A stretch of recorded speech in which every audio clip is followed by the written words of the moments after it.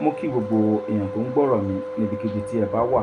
Gẹ́gẹ́ bí ẹ ṣe mọ orúkọ tèmi, Dr. Ọlálékan Sàlámì, Aláàfin Ìṣẹ̀ǹbáyé.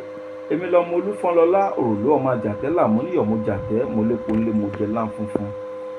Èmi lọmọ oníkìjà gbàǹlé fún nídìílé ìyá nídìílé bàbá. Èmi lọmọ onídàkọ̀mọ̀nà, ọmọ òrídà gẹ́gẹ́ fi bánà ẹ̀ lórí. Ọmọ abẹ́ni lórí fara tó kù jí ni àwa náà ni. Ọ̀yọ́ ni mí, Ọ̀yọ́ nìran mi. Èmi máa ń sọ kinní kan lórí social media ní gbogbo ìgbà. Máa ń sọ fún àwa Yorùbá pé ká padà sí ibi tá a ti wá. Ká padà sí nǹkan tí àwọn baba ńlá wa tó ń ṣe kó tó di pé àwọn òyìnbó dé. Pàápàá jùlọ ọ̀rọ̀ ewé àtegbò. Mo fẹ́ kọ́ wa ní iṣẹ́ kan. Ẹ dákun gbogbo ẹni tó ń gbọ́ fídíò yìí, ẹ bá mi subscribe sí orí channel yìí. Àǹfààní tiyín náà ni tẹ́ bá subscribe sórí channel yìí. Kíní tó dàbí agogo lórí channel yìí, ẹ̀yin bá mi fọwọ́ click ẹ̀.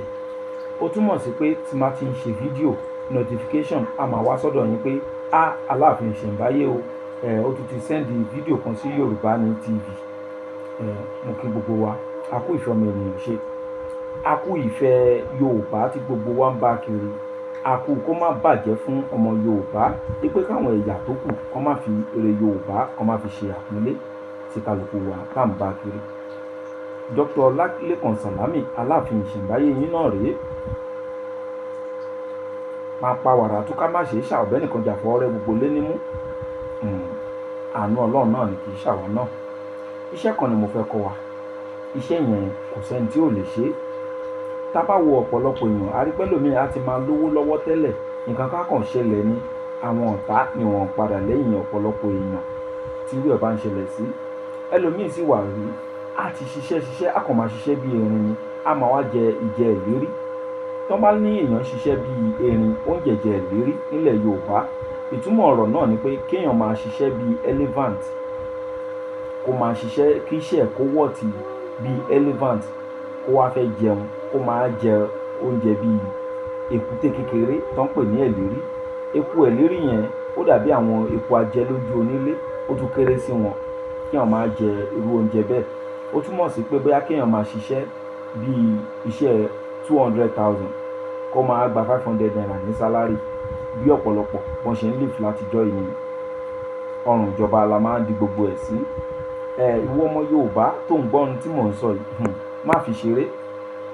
Ẹ dákun ẹ bá mi share fídíò yìí, ẹ bá mi share kiri kọ́pọ̀lọpọ̀ Yorùbá kan rí. A gbọ́dọ̀ lé ìṣẹ́ àtòṣì kúrò láàrin àwa Yorùbá. Àwọn nǹkan kan wà kò kan Ọlọ́run. Ọlọ́run ti fún wa lọ́gbọ́n, ó ti fún wa lọ́pọlọ. Bó bá ṣe ṣe tiẹ̀ sí, ọwọ́ ẹ̀ ló kù sí. Bẹ́ẹ̀ sì ni ọ̀pọ̀lọpọ̀ àwọn èèyàn ìgbàgbọ́ tẹ̀sìn òun náà fi kó ọ̀pọ̀lọpọ̀ èèyàn sínú òde. Ìgbà tí Bíbélì ti fi sọ pé nígbà tí ọmọ ènìyàn bá sùn, ọ̀tá rẹ̀ yóò sì wá, yóò sì fún èpò sínú àlùkámà. Ìwọ wá ń pariwo pé kò sọ́ta kankan tó lè ṣe kinní kan, á jẹ́ pé ìwọ gan ò mọ Báíbù. Nígbà tí àwọn ọ̀tá tán dìde sí Ànábì Muhammad sallallahu alayhi wa sallam, a gbọ́ pé àsìkò náà ni àwọn kúlẹ̀ Allahu àti kúlẹ̀ àwùsù méjèèjì lọ́lọ́run sọ kalẹ̀ fún. Kí wá ló dé tí ìwọ mùsùlùmí sọ pé kò sí nǹkan kan tí ọ̀tá lè ṣe? Ẹsẹ̀ Bíbélì kan ó sọ pé kí ló dé tí ìwọ ń bẹ̀rù ẹni tí ó lè pa ṣùgbọ́n tí kò lè gbé ẹ wọ ìjọba ọ̀run àbí kó gbé ẹ wọ ọ̀run àpáàdì. Ìntafẹ́ lò ní ọ̀rọ̀ yìí ni pé á jẹ́ pé èèyàn lè pa èèyàn. So ìwọ tó wá ti sọ pé nípa ti orí ọ̀fẹ́ Jésù kò sẹ́ni tó lè pa ẹ́, á jẹ́ pé ìwọ gan fúnra ẹ̀ o ò mọ Bíbélì. Má wá jẹ́ kí ọ̀tá má jẹ́ kán gbòògo lórí ẹ̀. Ìwọ náà súnmọ́ bí wá gbọ́ ní téèyàn fi ń ṣẹ́gun ọ̀tá. Ní téèyàn máa ń ṣe táyé ọ̀tá èèyàn máa fi ń bàjẹ́, ìwọ náà wá gbọ́. Ìwọ tó bá fẹ́ ṣe ògùn yìí gẹ́gẹ́ bọ́n ṣe máa ń ṣe láyé àtijọ́. Ọ̀pọ̀lọpọ̀ èèyàn á wò pé ṣógun social media ṣó dẹ̀ máa ṣiṣẹ́, ayé ló ń ṣe ẹ́ ló fi ń ro bẹ́ẹ̀. Tó bá yẹ pé kò sọ́wọ́ lára ẹ̀ ní ìwọ náà bó o tiẹ̀ mẹ́rin wà á gbóhùn ẹ̀rin, bó o sì mọ̀ọ́sà dandan ni kó jíyọ̀ lọ́bẹ̀. Ìwọ náà kọ́kọ́ gbọ́ àwọn ìjẹ́rìísí tó wà nínú àwọn post tá a ti ṣe. Kó tún wá wo ẹni tó ń sọ̀rọ̀ pé kì í ṣe pé ó sọ pé kẹ́ ẹ wá ra ọṣẹ kan. Kì í ṣe pé ó sọ pé post yìí kó tó lè wò kó mówó wá. Kò sọ pé tó bá ti wò tán kó pe nọ́mbà òun. Ó yẹ kí ìwọ náà mọ̀ pé irú èèyàn báyìí ó yẹ kí ọ̀rọ̀ tó bá ń sọ ó yẹ kó ní ìtumọ̀. Ọ̀pọ̀lọpọ̀ tá máa ń rí tán máa ń ṣe àwọn fídíò lórí social media, ìpolówó ọṣẹ òun lẹlòmíì wá ṣe. àyàbá ni gbogbo ohun tó ń sọ. Dr. Lékan Sàlámì kò wá polówó nǹkan kan ju pé kí àwa ọmọ Yorùbá ká jígìrì lójú oorun, àwọn nǹkan tó jẹ́ tiwantiwa ká mójútó. Béèyàn bá fẹ́ kó bá ìran kan àbí èèyàn fẹ́ kó bá ìdílé kan, àṣà lèèyàn máa ń kọ́kọ́ gbà lọ́wọ́ ẹ̀. Àwọn òyìnbó amúnisìn náà kọ́kọ́ gba àṣà lọ́wọ́ àwa Yorùbá. Wọ́n jẹ́ ká máa rí àṣà wa bíi pé ẹ̀ṣẹ̀ ni. Ìyẹn ló ṣe jẹ́ pé gbogbo nǹkan tí wá ń bí wọ́n gbà lọ́wọ́ wa, gbogbo nǹkan tí wọ́n wá gbé kọ́ wa lọ́rùn. Wọn ò bá má rí ṣe, owó dọ́là kò bá má di nǹkan tó wọ́n gógó ní Nàìjíríà nísìn. Ṣùgbọ́n nígbà tí wọ́n ti gba àṣà wa lọ́wọ́ wa, tó bá ṣe pé a fẹ́ kí nǹkan wálẹ̀ tí ò lọ́rọ̀ ìjọba nú ní gbogbo ìlú pátápátá, pàápàá jùlọ àwa Áfíríkà, nǹkan tá lè ṣe ni pé ká má nílò nǹkan òyìnbó, nǹkan tiwantiwa òun ni ká máa nílò. Àlàyé yẹn máa yé ọ̀pọ̀lọpọ̀ èèyàn ìdí táwọn òyìnbó fi gba àwọn àṣà wa lọ́wọ́ wa.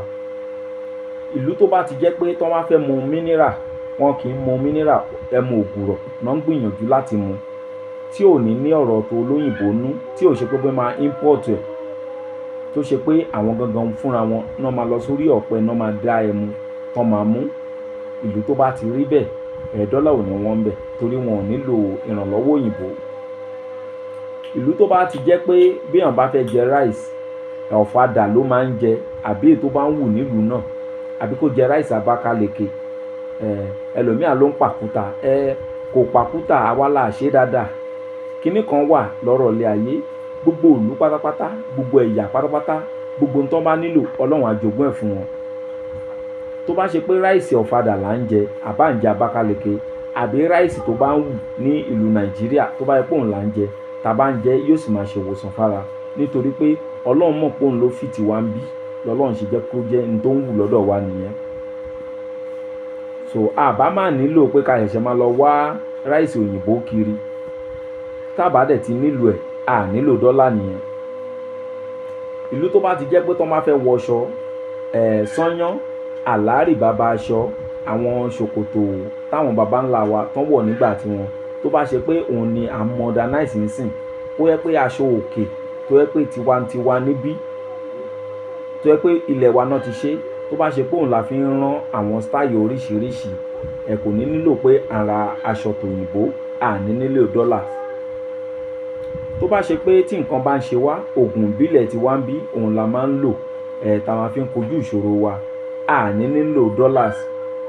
So tá bá lè ṣe bẹ́ẹ̀, dọ́là máa wálẹ̀ gan-an tí kò ní níyì ń bí, torí kò sí ní ta fẹ́ lò fún. Ẹlòmíà tẹ̀ ní kí ló kan Nàìjíríà pẹ̀lú dọ́là, ṣé Nàìjíríà ń ná dọ́là ni? Kí là ń produce tí ọmọ Nàìjíríà tán sì ń rà? Kò sí. Tá bá produce nǹkan báyìí, tòyìnbó ló máa ń hun àwọn èèyàn, torí òyìnbó ti brainwash wa jìnnà gan. So èyí ló fà á tí dọ́là tó fi di nǹkan tó wọ́n gógó níbí báyìí, tó sì jẹ́ pé what do you say, AATC success ní tiwa, success náà ní tiwa máa jẹ́. So ìyẹn ló fà á tó yẹ pé dọ́là ó ń lọ sókè, gbogbo ìgbà la nílò dọ́là. So tá bá lè padà sórí àwọn nǹkan tiwantiwa, ọ̀pọ̀lọpọ̀ nǹkan ló máa wálẹ̀. Èmi ò fẹ́ mọ irú president tó wà ńbẹ̀, èmi ò fẹ́ mọ̀, torí èmi ò kì í gbà pé president kan da ìkan ò da. Èmi gbà pé gbogbo ọmọ Nàìjíríà ìkan náà ni wá. Bí ìlú bá ṣe rí lásìkò tí kálukú bá wà ńbẹ̀ ló máa sọ orúkọ tó máa pe ń tàn.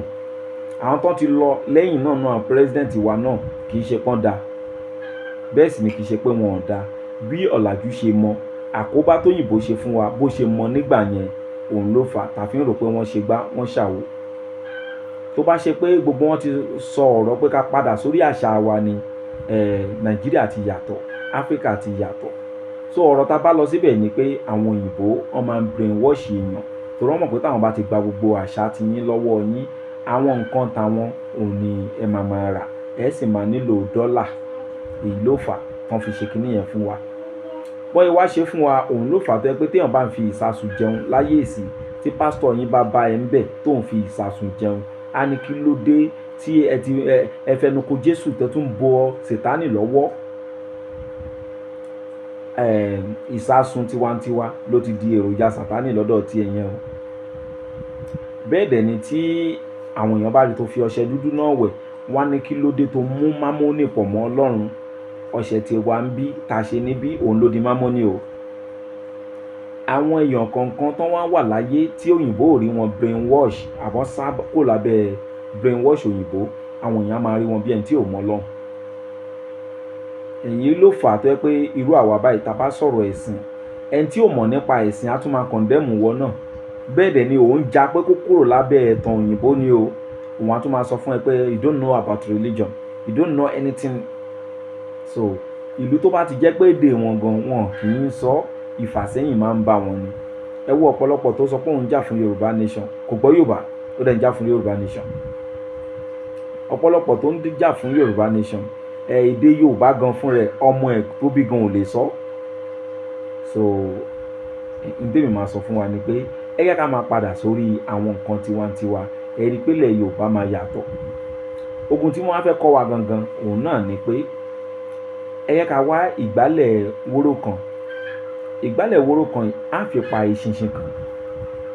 Tá bá ti fi ìgbálẹ̀ yìí tá fi pa eṣinṣin kan, á wá ra kan díẹ̀ lórí ìgbálẹ̀ yìí, ara kan á fi sílẹ̀.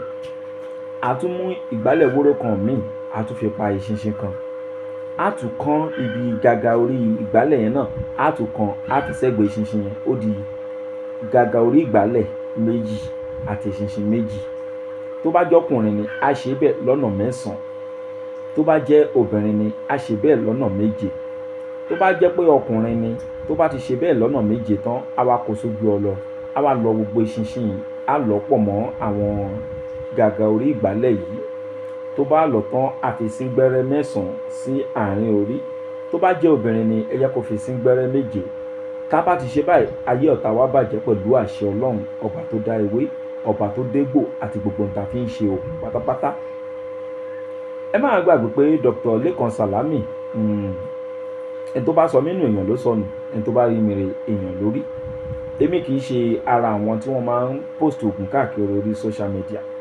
Ìdí tí mo fi ń ṣe eléyìí òun ni pé mò ń polówó ẹgbẹ́ kan, AATC. Tí wọ́n bá sọ pé OPC ní èmi gan AATC. Tí wọ́n gan bá sọ pé APC àbí PDP ní èmi gan AATC.